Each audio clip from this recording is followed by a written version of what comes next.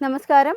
2018 കേരളത്തെ തകർത്തെറിഞ്ഞ മഹാപ്രളയത്തെക്കുറിച്ച് വീണ്ടും ഗുരുതരമായ വിവാദം ഉയർന്നിരിക്കുകയാണ്. ഈ ചർച്ചയ്ക്ക് തുടക്കം കുറിച്ചത് കോൺഗ്രസ് എം.എൽ.എ. മാത്യു കുഴൽനാടൻ പുറത്തുവിട്ട ഒരു ഓഡിയോ റെക്കോർഡിംഗ് ആണ്. ഈ ശബ്ദരേഖയിൽ നിലവിലെ ജലസേചന മന്ത്രി കെ കൃഷ്ണൻകുട്ടി നടത്തിയതായി പറയുന്ന സംഭാഷണം ഉൾപ്പെട്ടിരുന്നു. സാധാരണ രാഷ്ട്രീയ ആരോപണമെന്ന നിലയിൽ കാണാൻ പറ്റാത്ത വിധം ഈ ഓഡിയോയിൽ ഉയരുന്ന സൂചനകൾ ഏറെ ഗൗരവകരമാണ്. ഡാമുകൾ സമയത്ത് തുറന്നില്ല, ജലനിരപ്പ് ഉയർന്നിട്ടും വെള്ളം പിടിച്ചു നിർത്തി, ഒടുവിൽ നിയന്ത്രണം നഷ്ടപ്പെട്ടപ്പോൾ ഒന്നിച്ചു തുറന്നുവിട്ടത് ദുരന്തം വഷളാക്കി. ഈ വാക്കുകൾ ഒരു വലിയ ഭരണപരമായ പിഴവിലേക്കാണ് കൊണ്ടെത്തിക്കുന്നത്. അന്നത്തെ ജലസേചന മന്ത്രി മാത്യു ടി തോമസിന്റെ പേരും ഇതോടെ വീണ്ടും ശക്തമായി ചർച്ചയിലാകുന്നു. പ്രളയകാലത്ത് ആവശ്യമായ മുന്നൊരുക്കങ്ങൾ ഇല്ലാതിരുന്നിട്ടും മുന്നറിയിപ്പുകൾ ലഭിച്ചിട്ടും സംയോജിതമായ നടപടി ഉണ്ടായിട്ടില്ല എന്നുള്ള ആരോപണങ്ങൾ ഉയരുന്നു. ഈ വിവാദത്തിലെ ഏറ്റവും സങ്കീർണവും ചർച്ചാ വിഷയവുമായ ഭാഗം തോട്ടപ്പള്ളി സ്പിൽവേ തുറക്കാത്തതുമായി ബന്ധപ്പെട്ട ആരോപണങ്ങളാണ്. പ്രളയജലം കടലിലേക്ക് ഒഴുക്കാൻ നിർണായകമായ ഈ സ്പിൽവേ അത്യാവശ്യ ഘട്ടത്തിൽ പ്രവർത്തനക്ഷമമാക്കാത്തത് എന്തുകൊണ്ടാണ്? ഇത് വെറും സാങ്കേതിക പിഴവോ അല്ലെങ്കിൽ പിന്നിൽ മറ്റെന്തെങ്കിലും താല്പര്യങ്ങളും ഉണ്ടായിരുന്നു? കരിമണൽ ലോബിയുടെ സ്വാധീനം വരെ ചർച്ചയിലാകുമ്പോൾ ഒരു ദുരന്തം പോലും ചിലരുടെ ലാഭത്തിനായി വഴിമാറിയതാണോ എന്ന ഭീതിജനകമായ ചോദ്യമാണ് ഉയരുന്നത്.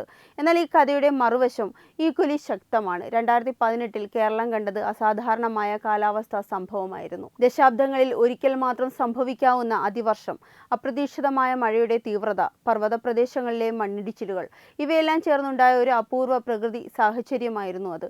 അതിനൊപ്പം മനുഷ്യരുടെ പിഴവുകൾ ദുരന്തത്തെ കൂടുതൽ ഭീകരമാക്കിയോ എന്ന ചോദ്യത്തിൽ നിന്ന് ഒഴിഞ്ഞുമാറാനാവില്ല. ഈ പ്രളയം ആയിരക്കണക്കിന് ആളുകളുടെ ജീവിതം മാറ്റിമറിച്ച ഒരു സംഭവം മാത്രമല്ല, കേരളത്തിന്റെ ചരിത്രത്തിലെ ഒരു വഴിത്തിരിവുമാണ്. വീടുകൾ നഷ്ടപ്പെട്ടവരുടെ കരച്ചിലും പ്രിയപ്പെട്ടവരെ നഷ്ടപ്പെട്ടവരുടെ നിശബ്ദതയും ഇന്നും മറക്കാനാകാത്തതാണ്. ആ ദിവസങ്ങളിൽ ഓരോ മലയാളിയും അനുഭവിച്ചത് ഭയവും അനിശ്ചിതത്വവും ജീവൻ രക്ഷിക്കാനുള്ള അവസാന ശ്രമവുമായിരുന്നു. എന്നാൽ ഇന്ന് ആ ഓർമ്മകളുടെ മുകളിൽ ഒരു പുതിയ സംശയം കൂടി കെട്ടിപ്പിടുക്കുകയാണ്. ആ ദുരന്തം ഇത്രയും ഭീകരമാകേണ്ടതായിരുന്നോ? മാത്യു കുഴൽനാടൻ പുറത്തുവിട്ട ഓഡിയോയും അതിൽ കെ കൃഷ്ണൻകുട്ടി നടത്തിയതായി പറയുന്ന പരാമർശങ്ങളും നമുക്ക് മുന്നിൽ വയ്ക്കുന്ന ചോദ്യങ്ങൾ അതീവ ഗൗരവമുള്ളതാണ്. ഒരു സർക്കാരിൻ്റെ ഉത്തരവാദിത്തം എന്താണ്? ദുരന്ത സമയത്ത് ജനങ്ങളുടെ ജീവൻ രക്ഷിക്കലല്ലേ? എന്നാൽ ആ ഉത്തരവാദിത്തത്തിൽ പിഴവുണ്ടായിരുന്നുവെങ്കിൽ അത് സാധാരണമായ ഭരണവീഴ്ചയായി കാണാനാകുമോ? അല്ലെങ്കിൽ അത് തന്നെ ഒരു ദുരന്തത്തിന്റെ കാരണമായി മാറിയോ എന്നത് അന്വേഷിക്കേണ്ടതല്ലേ? ഡാമുകൾ സമയത്ത് തുറക്കാതെ വെള്ളം സംഭരിച്ചു നിർത്തിയും ഒടുവിൽ നിയന്ത്രണം നഷ്ടപ്പെട്ടപ്പോൾ ഒരുമിച്ച് തുറന്നുവിട്ടതും സത്യമായാൽ അത് ഒരു പിഴവ് എന്നൊരു വാക്കിൽ ഒതുക്കാനാകുമോ? ഒരു ചെറിയ തെറ്റല്ല ഇത്. മുന്നറിയിപ്പുകൾ അവഗണിച്ച് ശാസ്ത്രീയമായ ഡാറ്റ കണക്കിലെടുക്കാതിരുന്നത്, അടിയന്തര തീരുമാനങ്ങൾ വൈകിച്ചത്, ഇവയെല്ലാം ചേർന്നാൽ അതൊരു ദുരന്തത്തിന്റെ വഴിയൊരുക്കലാണ്. ദുരന്തം കഴിഞ്ഞാൽ സഹായങ്ങൾ, പുനരധിവാസം, ആശ്വാസ പദ്ധതികൾ എല്ലാം വരും. പക്ഷേ ആ ദുരന്തം എന്തുകൊണ്ട് സംഭവിച്ചു എന്ന ചോദ്യത്തിന് മറുപടി കണ്ടെത്താൻ നമ്മൾ എത്രത്തോളം ശ്രമിച്ചു?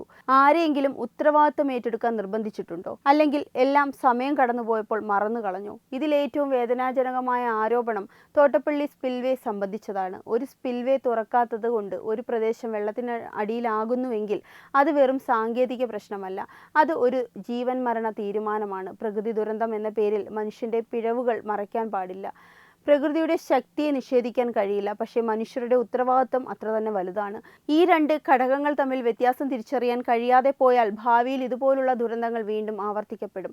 നമുക്ക് രാഷ്ട്രീയത്തിനപ്പുറം ചിന്തിക്കേണ്ട സമയം ഇതാണ്. ഒരു സ്വാതന്ത്ര്യവും വിശ്വാസവുമുള്ള അന്വേഷണമാണ് നമുക്ക് വേണ്ടുന്നത്. യഥാർത്ഥത്തിൽ എന്താണ് സംഭവിച്ചത്? ആരാണ് തീരുമാനങ്ങൾ എടുത്തത്? ആ തീരുമാനങ്ങൾ എന്തുകൊണ്ടാണ് വൈകിയത്? ഇവയെല്ലാം തുറന്നു പറയണം. കാരണം സത്യം പുറത്തു വരാതെ നീതി സാധ്യമല്ല. ഇവിടെ മറ്റൊരു പ്രധാനപ്പെട്ട കാര്യവും നമ്മൾ മറക്കരുത്: നമ്മുടെ സ്വന്തം പങ്ക്. ദുരന്തങ്ങൾ വന്നാൽ നമ്മൾ ഒത്തുചേരും, സഹായിക്കും, രക്ഷാപ്രവർത്തനങ്ങളിൽ പങ്കെടുക്കും. പക്ഷേ ദുരന്തങ്ങൾക്ക് മുമ്പ് മുന്നറിയിപ്പുകൾ വന്നാൽ നമ്മൾ അതിനെ എത്രത്തോളം ഗൗരവപരമായി എടുക്കുന്നു? നമ്മുടെ ഭൂമിയുടെ ഉപയോഗം, കെട്ടിട നിർമ്മാണം, നദികളുടെ സ്വാഭാവികമായ പ്രവാഹം തടയുന്ന പ്രവർത്തനങ്ങൾ, ഇവയൊക്കെ കൂടി ദുരന്തങ്ങളുടെ തീവ്രത കൂട്ടുന്ന ഘടകങ്ങളാണ്. അതുകൊണ്ട് തന്നെ 2018 പ്രളയം ഒരു കേസ് സ്റ്റഡി പോലെ കാണേണ്ടതാണ്. പ്രകൃതിയും മനുഷ്യനും തമ്മിലുള്ള ബന്ധം എങ്ങനെ തെറ്റിപ്പോയാൽ എന്ത് സംഭവിക്കും എന്നതിൻ്റെ ഒരു കടുത്ത പാഠം.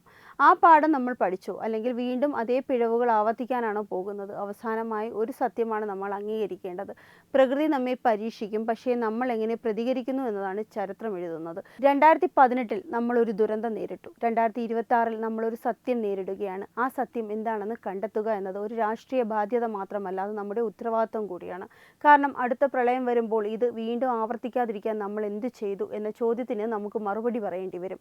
ഈ ചർച്ച ഒരു രാഷ്ട്രീയ വാദപ്രതിവാദമായി ചുരുങ്ങിപ്പോകുന്നത് കേരളത്തിലും അതിലുള്ള ജനങ്ങൾക്ക് വലിയ നഷ്ടമാകും. 2018 പ്രളയം നമ്മെ പഠിപ്പിച്ചത് ഒരു കഠിനമായ സത്യം തന്നെയാണ്. പ്രകൃതിയുടെ ശക്തിയെ തോൽപ്പിക്കാൻ മനുഷ്യന് കഴിയില്ല, പക്ഷേ അതിൻ്റെ ആഘാതം കുറയ്ക്കാൻ മനുഷ്യന് കഴിയും.